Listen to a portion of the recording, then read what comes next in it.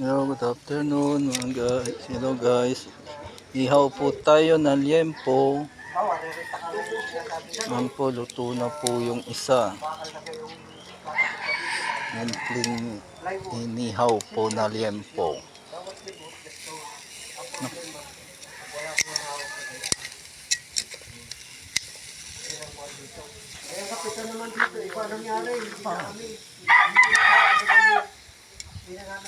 Yun na, toasted na po ang isa.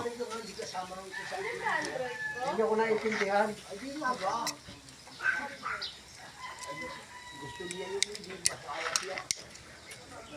Sabi ka kasi tatakbo mo